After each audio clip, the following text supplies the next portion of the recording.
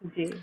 ओम शांति। मोना बहन, पहला प्रश्न आपसे ये है कि आयु छोटी है और जब आपने ये ज्ञान सुना तो आपको बाबा की ऐसी कौन सी बात अच्छी लगी, किस बात पर आपको निश्चय हुआ जो आपने बाबा को अपना बना लिया और ज्ञान को भी अपना बना लिया?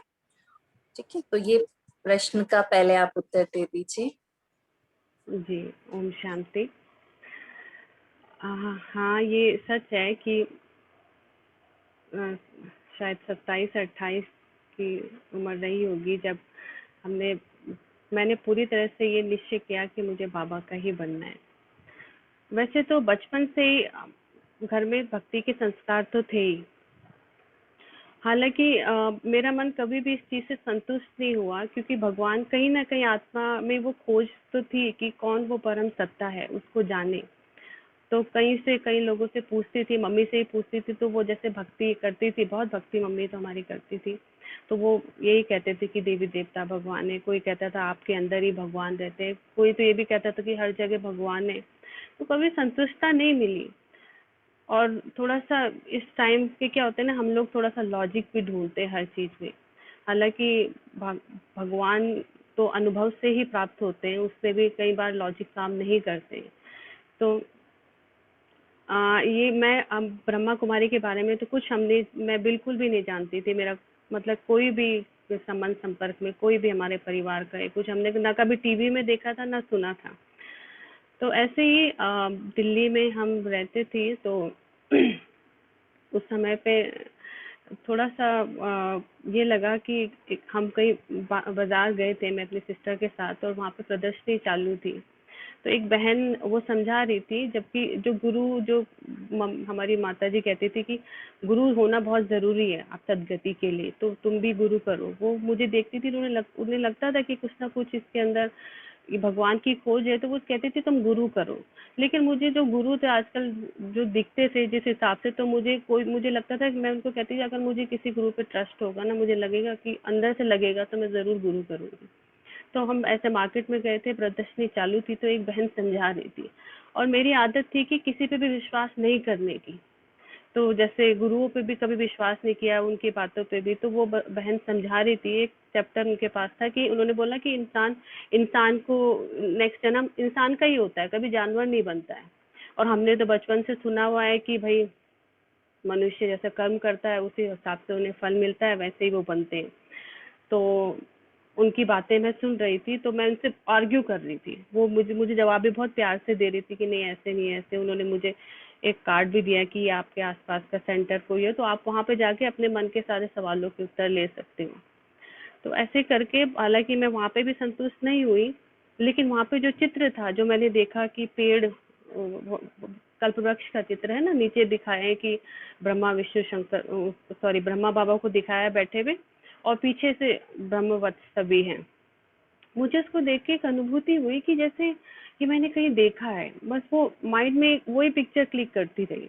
कहीं मैंने सपने में ये देखा है, ये ऐसा कुछ अनुभूति मुझे हुई। तो मैं घर आई तो मुझे लगा कि कहीं से तो कुछ भी जवाब नहीं मिलता है, तो क्यों ना एक बार जाके देखूं। तो मैं सेंटर पे गई जब, तो मुझे लगा कि सेंटर होगा, कुछ आश्रम है, तो आश्रम टाइप का जैसे हम सोचते हैं वैसे ही होगा। जब मैं घर अंदर जाने लगी तो मैंने देखा कि पहले तो मन में सवाल आया कि ये तो घर जैसा कुछ है, यहाँ जाए कुछ होगा तो नहीं। लेकिन जब देखा कि वहाँ पे बहुत सारी चप्पलें रखी थी, तो मन को लगा कि हाँ मतलब आते हैं यहाँ पे लोग। तो जब अंदर गए तो कोर्स किया। तो पहले दिन जब कोर्स किया, आत्मा परमात्मा का बताया, लॉजिकल बिल्कुल जो 7 दिन के कोर्स किए, लॉजिक लगा कि हाँ भगवान यही ज्योति बिंदु ही हो सकते हैं, ऐसे हो ही नहीं सकते जो ये सब बातें बताते। तो लॉजिक के हिसाब से उस समय पे मैंने ये माना कि हाँ भगवान यही है। निश्चय तभी भी नहीं हुआ था, लेकिन जो वहां जाती थी, वहां का वातावरण इतना, जो प्योरिटी के जो वाइब्रेशन, हमने तो कहीं और तो वो वाइब्रेशन दुनिया में होते नहीं है। तो दीदी जो समझाने वाली दीदी थी, बहुत छोटी उम्र की थी वो, शायद 17-18 साल की रही होंगी। तो उस समय पे जब हमने उनकी, लेकिन वो इतने प्यार से वो बोल रहे थे कि वो, मुझे ऐसे लगा कि ऐसी मीठी आवाज ये मैंने कभी सुनी नहीं, लोग इतने प्यार से भी बातें करते हैं क्या, ऐसे अंदर में वो उन्हें लगा कि। तो उसके चक्कर में मैं दूसरे दिन गई, तीसरे दिन गई, 7 दिन का कोर्स हुआ, फिर बोला मेडिटेशन। तो मेडिटेशन का क्रेज तो सबके रहता है कि मेडिटेशन हम करें। तो 7वां दिन आया, मेडिटेशन कर रहा है, जबकि अनुभूति ऐसे कुछ खास नहीं हुई। हाँ, बस लॉजिक के हिसाब से समझा कि हाँ, बाबा ऐसी भगवान यही हो सकते हैं। मुरली के लिए दीदी ने फिर मुझे रेफर किया कि ऊपर मुरली चलती है, दिल्ली का जो सेंटर है, विनोद नगर के पास का, वहाँ पे मैं गई थी।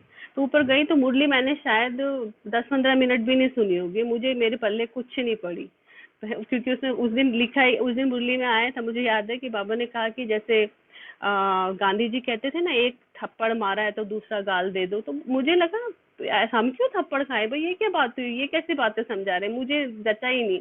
मैं नीचे आ गई, पर उस दिन से खलास, नहीं सुना मैंने कुछ भी, गई नहीं फिर दोबारा से। हालांकि ये विश्वास मन से, वो डर हट गया था कि जैसे भगवानों का, जैसे देवी देवताओं का या मूर्तियों का डर बैठाते थे कि अगर तुमने व्रत नहीं किया, पूजा पाठ नहीं किया तो ऐसे हो जाएगा, फलाना ढिमकाना, वो सारे डर खत्म हो गए। और मुझसे मूर्ति पूजा भी खुद ही छूट गई। कहीं ना कहीं अंदर में कॉन्फिडेंट भी जाग गया कि हाँ, मैं जानती हूँ कि भगवान कौन है, लेकिन उसको आगे नहीं लेके जा पाई। तो उसके बाद मुझे याद है कि शायद 3 साल बाद मैं गाजियाबाद में यहाँ पे शिफ्ट हुई।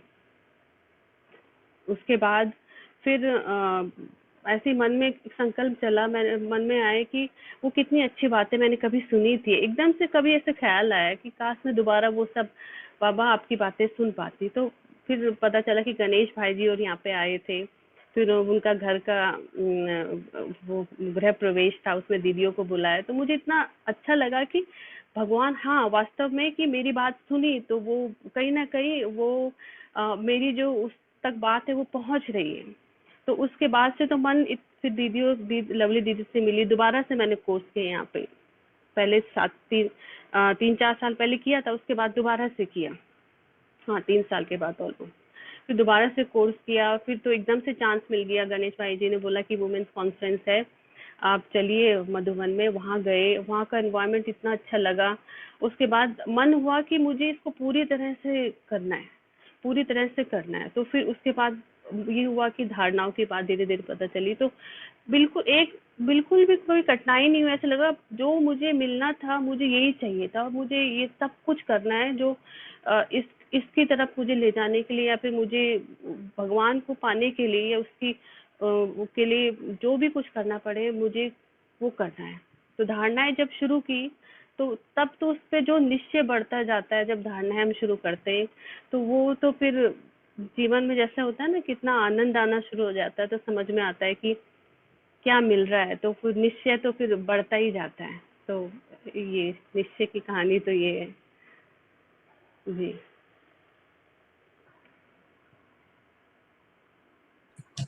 ओके। अभी और सुनाना है इसमें? सुनाने को तो बहुत कुछ है, पर यही है कि हाँ, निश्चय हाँ। ऐसे ही अच्छा, बैठा। चलो, दूसरा अनुभव, दूसरा प्रश्न आपसे ये है कि आप अपना, ये कहते हैं ना, लड़की के दो घर होते हैं, अभी तो हमारे 3 घर हो गए। ईश्वरीय घर भी हो गया, जी। एक ससुराल वाला घर भी होता है, और एक पीयर घर भी होता है। जी। तो और घर में एक बच्ची भी है। तो अगर घर, एक ये घर है, आप सोच लीजिए, जो ससुराल वाला घर है, और एक मायके वाला घर है। कभी जी। कभी ऐसी सिचुएशन बन जाती है, तो ऐसे समय पर आप ज्ञान की कैसे स्मृति ला करके उस सिचुएशन को पार करती हो? मतलब समझ नहीं आया मुझे, आपका प्रश्न क्या था? दोनों ही घर हैं, ससुराल वाला घर भी है, मायका भी है।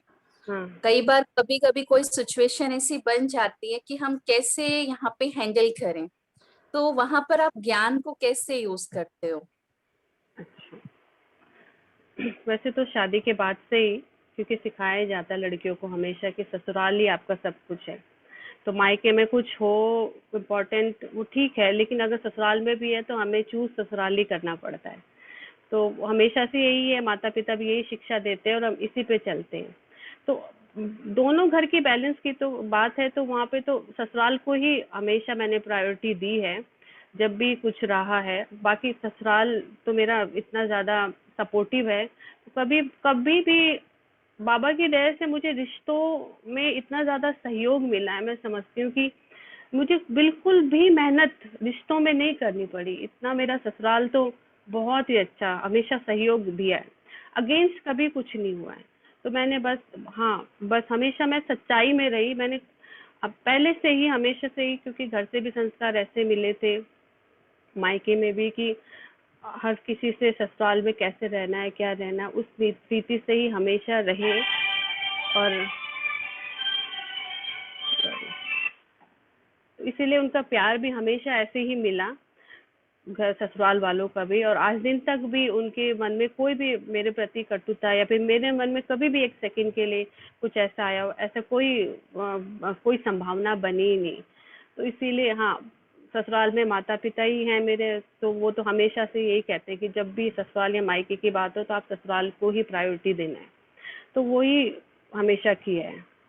इसीलिए कोई कले मतलब ऐसे कोई बीच में कुछ टकराव ऐसे हो, ऐसे ऐसे कोई भी मुझे याद नहीं आता कि कोई भी ऐसा सीन हुआ। एक हाँ, प्रश्न ज्ञान। और है। जी, जी। हाँ, कुछ सुनाना है? हाँ, ये है कि ससुराल वाले जैसे कोई ज्ञान में नहीं चलते, लेकिन बस ये है कि मैं यहाँ पे पहले ही इतनी पक्की हो गई धारणाओं में, तो मैंने कभी भी 1% भी कोई चांस नहीं दिया। परेशानी भले हुई है, लेकिन मैंने अपने आप को उस धारणाओं के लिए, मुझे था कि मुझे दृढ़ रहना है बिल्कुल भी। इस तो कहीं न कहीं उस दृढ़ता को देखते हुए मेरे ससुराल वालों ने भी हमेशा सहयोग किया है। मैं जब वहाँ पे जाती थी तो वो उन खुद से उन्होंने मतलब ऑफ़र किया। जैसे 1-2 दिन मुझे लगा कि इवन जब मैं जाती वो तो कभी नॉनवेज तो खैर कभी बनाते ही नहीं थे। वो मेरे हाथ में किचन आ जाता था, तो वो जैसा मैं बनाती वो आराम से वो ही खाते हैं, हमेशा आज दिन तक भी। उनको ये भी लगता था कि कभी कुछ प्रॉब्लम हो तो वो बर्तन वो नए हमेशा निकाल के रखते थे कि जब तू आएगी तू अब आराम से अपनी मर्ज़ी से हिसाब से करना। तो ये भी सहयोग हमेशा मतलब रहा, तो कोई परेशानी नहीं हुई बाबा की कृपा से, सब अच्छा ही रहा। जी। चलिए, कभी अब नेक्स्ट टाइम और प्रश्न पूछेंगे, अभी थोड़ा सा समय का है, अभी बाबा को याद करते हैं। थैंक यू मोना बहन, बहुत ओम सुंदर आपका अनुभव है। जी, थैंक यू। ओम शांति।